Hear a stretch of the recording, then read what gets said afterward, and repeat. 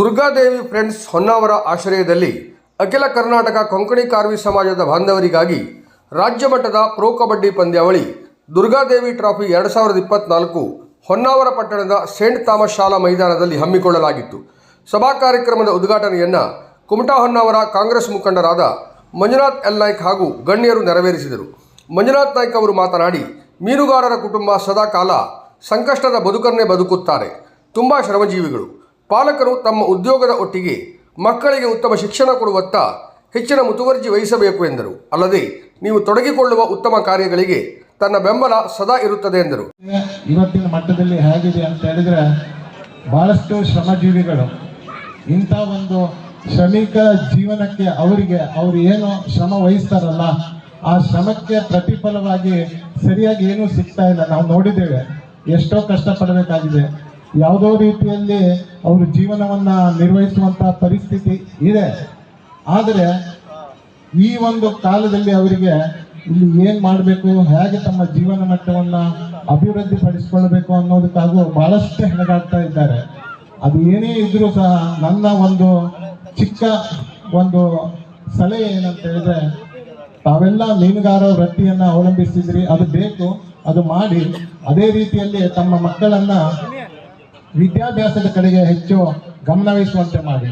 ಯಾಕಂತ ಹೇಳಿದ್ರೆ, ಇವತ್ತು ತಮ್ಮ ಸಮಾಜದ ಮಕ್ಕಳು ಎಷ್ಟು ವಿದ್ಯಾವಂತರಾಗ್ತಾರೋ, ಎಷ್ಟು ಉನ್ನತ ಪದವೀಧರರಾಗ್ತಾರೋ, ಅದರಿಂದ ನಿಮ್ಮ ಜೀವನವನ್ನ ಮುಂದೆ ಬೆಳಕಿಗೆ ಅತಿ ಉತ್ತಮವಾದ ಜೀವನವನ್ನ ನಿರ್ಮಾಣ ಮಾಡ್ಕೊಳ್ಳಿಕ್ಕೆ ಸಾಧ್ಯ ಆಗ್ತದೆ. ಯಾಕಂದ್ರೆ ಶಿಕ್ಷಣ ಅತಿ ಮುಖ್ಯ. ಈಗ ನೋಡಿ, ನಮ್ಮ ಈ ವೇದಿಕೆಯಲ್ಲಿ IFS ಅಧಿಕಾರಿಗಳಿದ್ದಾರೆ. ಅದೇ ರೀತಿ ತಮ್ಮ ಸಮಾಜದಿಂದನೂ ಮುಂದೆ ಅವರ ರೀತಿಯಲ್ಲೇ ಒಂದು ರಾಜ್ಯ ಮಟ್ಟದ IFS KS ಅಧಿಕಾರಿಗಳಾಗಿ ಹೊರಹೊಮ್ಮುವಂತೆ ಆಗಬೇಕು. ಯಾಕಂತ ಹೇಳಿದ್ರೆ, ಇವತ್ತಿಗೆ ಯಾರು ಯಾವುದೇ ಸಮಾಜ ಇರಲಿ, ಯಾವುದೇ ಧರ್ಮ ಇರಲಿ, ಇಲ್ಲಿ ಯಾರು ಮೇಲು ಕೀಳು, ದೊಡ್ಡವನು ಚಿಕ್ಕವನು ಅನ್ನೋದಿಲ್ಲ. ಯಾವಾಗ ನೀವು ವಿದ್ಯೆಯಿಂದ ಒಂದು ಸುಸಂಸ್ಕೃತರಾಗಿ, ವಿದ್ಯೆಯಿಂದ ನೀವು ಏನು ವಿದ್ಯಾಭ್ಯಾಸದಿಂದ ನೀವು ಏನು ಮೇಲ್ ಬರ್ತಿರಲ್ಲ, ಅದೇ ನಿಮ್ಮನ್ನ ಕೈ ಹಿಡಿತದೆ. ಹಾಗಾಗಿ ತಮ್ಮ ಸಮಾಜದ ಎಲ್ಲ ಯುವಕರು ಅದರ ಬಗ್ಗೆ ಲಕ್ಷ್ಯ ಕೊಡಿ. ಅದೇ ರೀತಿಯಲ್ಲಿ ಇಲ್ಲಿ ತಾಯಂದಿರಿದ್ದಾರೆ, ಅಕ್ಕಂದಿರಿದ್ದಾರೆ, ಹಿರಿಯರಿದ್ದಾರೆ. ನಿಮ್ಮ ಮನೆಯಲ್ಲಿ ನಿಮ್ಮ ಮಕ್ಕಳನ್ನ ಏನೇ ಕಷ್ಟ ಬರಲಿ, ಅವರ ವಿದ್ಯಾಭ್ಯಾಸಕ್ಕೆ ತೊಂದರೆ ಆಗಲಿದ್ದ ರೀತಿಯಲ್ಲಿ ನೀವು ನೋಡ್ಕೊಳ್ಳಿ. ಇನ್ನೇನು ಅಂತ ಸಮಯ ಮೀರ್ತು, ಅಂತ ಪರಿಸ್ಥಿತಿ ಇದಾಗಿದೆ ಅಂತ ಹೇಳಿದ್ರೆ, ನಿಮ್ಮ ಸಮಾಜದ ಹಿರಿಯರೊಂದಿಗೆ ನಾವು ಇರ್ತೇವೆ. ನಮ್ಮ ಕೈಲಾದ ಸಹಾಯವನ್ನ, ನಿಮ್ಮ ಯಾವುದೇ ಆರೋಗ್ಯ ಆಗಿರಲಿ ಅಥವಾ ಶಿಕ್ಷಣಕ್ಕೆ ಸಂಬಂಧಪಟ್ಟದ್ದಾಗಿರಲಿ, ತೊಂದರೆ ತಾಪತ್ರೆಗಳು ಬಂದ್ರೆ ಎಲ್ಲವನ್ನ ನಾವು ನಿರ್ವಹಿಸ್ಕೊಡ್ತೇವೆ ಅನ್ನೋದಿಲ್ಲ. ಆದ್ರೆ ಅದಕ್ಕೆ ಪರಿಹಾರವಾಗಿ ನಾವು ನಿಮ್ಮ ಜೊತೆಗೆ ಇರ್ತೇವೆ. ಯಾವತ್ತಿಗೂ ನಿಮ್ಮ ಸಮಾಜ ಎಲ್ಲೂ ಹಿಂದಿರಬಾರ್ದು.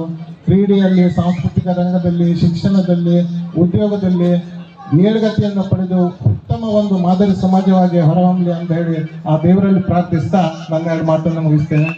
ಮುಖ್ಯ ಅತಿಥಿಗಳಾಗಿ ಆಗಮಿಸಿದ್ದ ಯೋಗೀಶ್ CA DFO ಹೊನ್ನಾವರ ಕಾರ್ಯಕ್ರಮಕ್ಕೆ ಶುಭ ಹಾರೈಸಿದರು. ನಮ್ಮ ಕರಾವಳಿ ಪ್ರದೇಶದಲ್ಲಿ ಮುಖ್ಯವಾಗಿ ಮೀನುಗಾರರ ಕಮ್ಯುನಿಟಿ, ಮೀನುಗಾರ ಸಹೋದರರು ತಮ್ಮ ಜೀವನವನ್ನ ಮೀನುಗಾರಿಕೆ ಮೇಲೆ ಅವಲಂಬಿಸಿದ್ದಾರೆ. ಮತ್ತೆ ಅದು ಅಷ್ಟು ಸುಲಭವಾದಂಥ ಒಂದು ಕೆಲಸ ಅಲ್ಲ.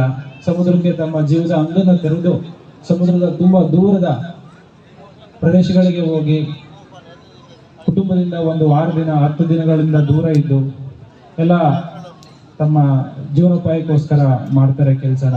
ಇವನ್ ಹೆಣ್ಮಕ್ಳು ಕೂಡ ನಾನು ನೋಡಿದ್ದೀನಿ, ಪಾಪ ತುಂಬ ಕಷ್ಟ, ಬಿಸಿಲಲ್ಲೆಲ್ಲ ಕುತ್ಕೊಂಡು ಮಾರಾಟ ಮಾಡ್ತಾ ಇರ್ತಾರೆ. ಅದು ಒಂದು ನಿಮ್ಮ ಜೀವನಕ್ಕೆ ಖಂಡಿತವಾಗೂ ಕೂಡ ಒಂದು ಆಶ್ರಯನ ನೀಡುತ್ತೆ. ಅದ್ರ ಬಗ್ಗೆ ನಮಗೆಲ್ಲರಿಗೂ ಕೂಡ ತುಂಬಾ ಗೌರವ ಇದೆ. ಅದ್ರ ಜೊತೆಗೆ ಮಾನ್ಯರು ಇಲ್ಲಿ ಮಂಜುನಾಥ್ ನಾಯ್ಕರವರು ಹೇಳಿದ ರೀತಿ, ಇವತ್ತು ಒಂದು ವಿದ್ಯಾಭ್ಯಾಸದಲ್ಲಿ ಅಟ್ಲೀಸ್ಟ್ ನಿಮ್ಮ ಮುಂದಿನ ಜನರೇಷನ್ ಕೂಡ ಅವ್ರಿಗೊಂದು ಅಂದ್ರೆ ನಾವು ನಮ್ಮ ಕುಲಕಸುಬನ್ನ ಬಿಡಬೇಕು ಅನ್ನೋದಿಲ್ಲ.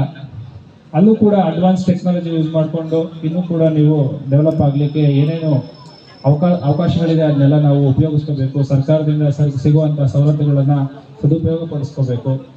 ಜೊತೆಗೆ ಎಲ್ಲರಿಗೂ ಕೂಡ ಮುಂದಿನ ಪೀಳಿಗೆಗೆ ಒಳ್ಳೆಯ ಶಿಕ್ಷಣ ಕೊಟ್ಟು, ಇದೊಂದೇ ಕ್ಷೇತ್ರ ಅಲ್ಲ, ವಿವಿಧ ಕ್ಷೇತ್ರಗಳಲ್ಲಿ ಸಾಧನೆ ಮಾಡಲಿಕ್ಕೆ ಅವ್ರಿಗೆ ಎಲ್ಲ ರೀತಿ ಸಹಕಾರನ ಕೊಡಬೇಕು. ಇದೇ ಸಂದರ್ಭದಲ್ಲಿ ಕೊಂಕಣ ಜಾನಪದ ಪ್ರಶಸ್ತಿ ಪುರಸ್ಕೃತ ಮಾತೃಛಾಯಾ ಟ್ರಸ್ಟಿನ ಅಧ್ಯಕ್ಷರಾದ ಅಶೋಕ್ ಕಾಸರಕೋಡಿ ಇವರನ್ನ ಸನ್ಮಾನಿಸಿ ಗೌರವಿಸಲಾಯಿತು.